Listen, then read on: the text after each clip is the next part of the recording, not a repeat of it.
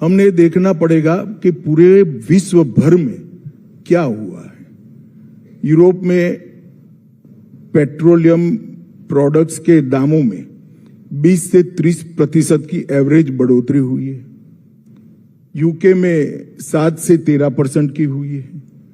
Australia में 18% की हुई है। अमेरिका में 17 से 34% की हुई है। वियतनाम में 50% की हुई है।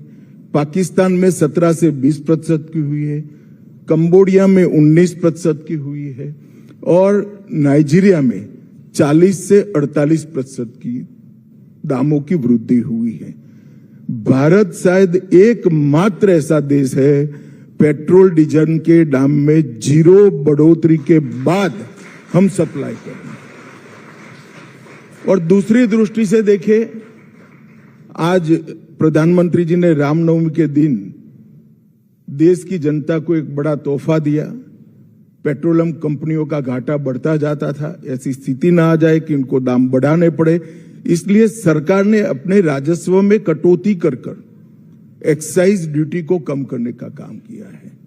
और शायद ही कोई दुनिया में देश ऐसा हो जिसने पूरे संकट का बोझ अपने पर लिया है, क्योंकि हमारा अर्थव्यवस्था ठीक चल रहा है। दूसरी बात, ये तो दामों की बात हुई, परंतु इसके साथ साथ क्या क्या हुआ है। फिलीपाइंस में राष्ट्रीय आपातकाल घोषित कर दिया गया है। श्रीलंका में 8 लीटर पेट्रोल का 8 लीटर से किसी को ज्यादा नहीं मिलेगा, इसका रेशनिंग किया गया है।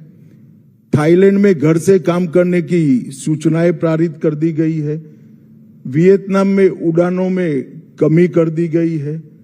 बांग्लादेश में बाइक के लिए सिर्फ 2 लीटर ही ईंधन मिलेगा, ऐसा रेशनिंग लागू किया है। पाकिस्तान में हफ्ते में सिर्फ 4 ही दिन काम हुआ है और आप आज यहां पर समिट कर रही हो। पूरे देश में रोजमर्रा की गतिविधियों में कहीं कोई कटौती करे बगैर हमें वैश्विक संकट के पार निकलने का प्रयास करें। मैं मानता हूं कि ये नेतृत्व की बहुत बड़ी सफलता